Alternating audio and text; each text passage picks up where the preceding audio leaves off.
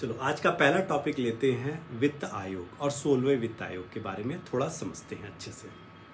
वित्त आयोग यह एक संवैधान नंबर 1 यह एक संवैधानिक संस्था है। संवैधानिक मतलब कॉन्स्टिट्यूशनल बॉडी है।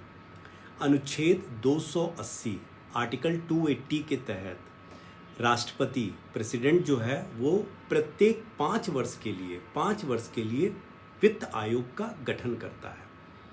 ठीक है, वित्त आयोग संवैधानिक संस्था है, लेकिन याद रखना वित्त आयोग की सिफारिशें सरकार पर बाध्यकारी नहीं होती है। सरकार पर बाध्यकारी नहीं होती है, याद रखना ये लाइन। फिर से बोल रहा हूं, संवैधानिक संस्था है लेकिन सरकार पर इसकी सिफारिशें बाध्यकारी नहीं होती है। डन। वित्त आयोग में अगर बात करें तो एक अध्यक्ष होगा और 4 मेंबर होते हैं। डन। ये वित्त आयोग की संरचना है। अब वित्त आयोग की बात करें तो अभी 16वें वित्त आयोग की सिफारिशें मानी गई है और 16वें वित्त आयोग का अध्यक्ष कौन है? अरविंद पनगड़िया। जबकि 15वें वित्त आयोग के अध्यक्ष कौन थे? NK सिंह। डन। और वित्त आयोग के जो कार्य हैं उसको टर्म ऑफ रेफरेंस कहा जाता है। Term of reference. तो वित्त आयोग का सबसे महत्वपूर्ण काम क्या होता है कि वो सिफारिश करता है कि केंद्र से राज्य को वित्त का कितना बंटवारा होगा और फिर राज्यों का आपस में वित्त का कैसे बंटवारा होगा। इसके संदर्भ में वित्त आयोग ही सिफारिश करता है।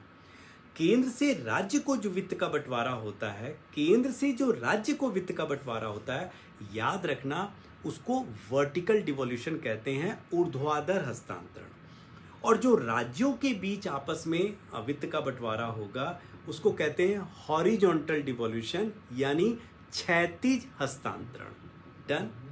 अब वित्त आयोग क्या करता है? वित्त आयोग बताता है वर्टिकल डिवोल्यूशन में कितना होगा और हॉरिजॉन्टल डिवोल्यूशन में क्या होगा। इस संदर्भ में वित्त आयोग ही सिफारिश करता है। डन। अब यहां यह बात समझना जरूरी है कि केंद्र सूची पर टैक्स लगाता है, केंद्र सूची पर संविधान के 9वीं अनुसूची के अनुसार जो केंद्र सूची पर टैक्स लगाता है, केंद्र क्या करता है उसको डिविजिबल पूल में रखता है, विभाज्य पूल में।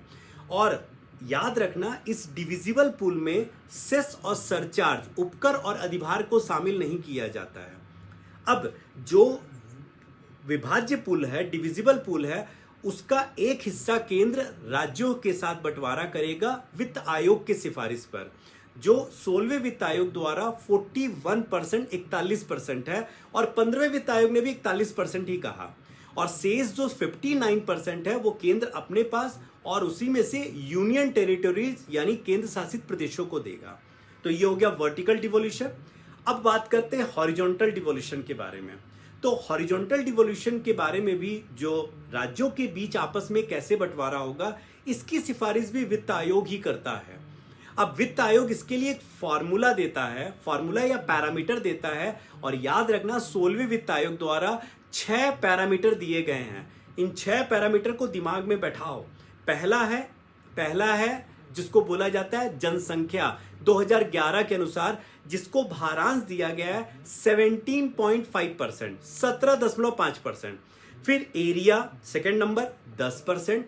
फिर जनसांख्यिकीय प्रदर्शन, डेमोग्राफिक परफॉर्मेंस, इसको भी 10%, 3 हुआ। फिर फॉरेस्ट कवर या फॉरेस्ट एरिया, इसको भी 10% दिया गया है। और फिर आता है कि कितना इनकम डिस्टेंस है। इनकम डिस्टेंस, आय दूरी, ये सबसे इंपॉर्टेंट है क्योंकि ये सबसे ज्यादा भारांश 42.5%, 42.5% रखता है कि पर कैपिटा इनकम के आधार पर देखा जाता है कि मान लीजिए हरियाणा का सबसे बेहतर है पर कैपिटा इनकम, उससे झारखंड, पश्चिम बंगाल कितने पीछे है, तो 42.5% है। और सबसे बड़ी बात है, इसमें एक नया जोड़ा गया है पैरामीटर इस बार 16वें वित्त आयोग द्वारा कि आपका कंट्रीब्यूशन टू जीडीपी, यानी जीडीपी में उस राज्य का कितना योगदान हो रहा है, उसके लिए उसको 10% एक्स्ट्रा या 10% दिया जाएगा। तो ये टोटल पैरामीटर 6 हैं। कौन कौन से? पहला जनसंख्या 2011 के अनुसार कितना? 17.5%। डन। फिर है एरिया 10%। फिर है जनसांख्यिकी प्रदर्शन, डेमोग्राफिक परफॉर्मेंस 10%। फिर फॉरेस्ट कवर या फॉरेस्ट एरिया 10%। फिर उसके बाद आय दूरी, ये है 42.5%। और लास्ट 6 कंट्रीब्यूशन टू जीडीपी, ये नया है 10%। पहले टैक्स एफर्ट होता था लेकिन अब उसको हटा दिया गया, ठीक है, कर प्रयास को। अब ये हो गया वर्टिकल डिवोल्यूशन और ये हो गया हॉरिजॉन्टल डिवोल्यूशन। इसके बाद ग्रांट इन एड कि केंद्र द्वारा राज्य को जो एड दिया जाता है, अनुदान दिया जाता है, वह 9.47 लाख करोड़ का यहां पर सिफारिश किया गया। डन। सबसे बड़ी बात है, यहां राजकोषीय घाटे का टारगेट दिया गया है, किसके द्वारा? 16वें वित्त आयोग द्वारा। एक्चुअली 16वें वित्त आयोग का जो टर्म है वो 2026 से लेकर 2030-31 तक के लिए, तो 30-31 तक का टारगेट जो दिया गया है 16वें वित्त आयोग द्वारा, किसके बारे में? फिस्कल डेफिसिट, वो कितना है? अभी 3.5% का टारगेट रखा गया, 3.5% का। लेकिन यहां एक बात और ध्यान रखना कि अब सरकार फिस्कल डेफिसिट को एंकर नहीं मानती है। मेन राजकोषीय जो सूचकांक है या उसको मापने का महत्वपूर्ण सूचकांक अब राजकोषीय घाटे को नहीं माना जाता है, बल्कि ऋण जीडीपी अनुपात को माना जाता है, टैक्स ऋण जीडीपी, डेट जीडीपी रेशियो को। और 16वें वित्त आयोग ने ऋण जीडीपी अनुपात का भी टारगेट दिया है, 73.1% 2030-31 तक करना है केंद्र और राज्य को मिलकर। और साथ ही 16वें वित्त आयोग ने राज्यों को सिफारिश दिया है कि वो सब्सिडी की पुनः रिव्यू करे, ताकि सब्सिडी अगर ज्यादा दिया जा रहा है या एक्स्ट्रा दिया जा रहा है तो उसको कम किया जाए ताकि खर्च कम हो उनका।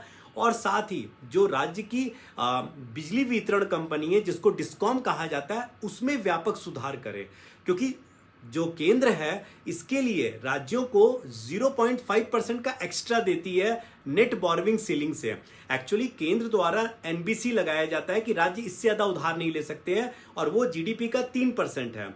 लेकिन अगर वो अपने बिजली में सुधार करते हैं या डिस्कॉम में सुधार करते हैं तो उनको 0.5% एक्स्ट्रा दिया जाएगा। तो ये है पूरा वित्त आयोग और 16वें वित्त आयोग, इसको अच्छे से कर लीजिए, याद कर लीजिए, this is very very important. Thank you so much.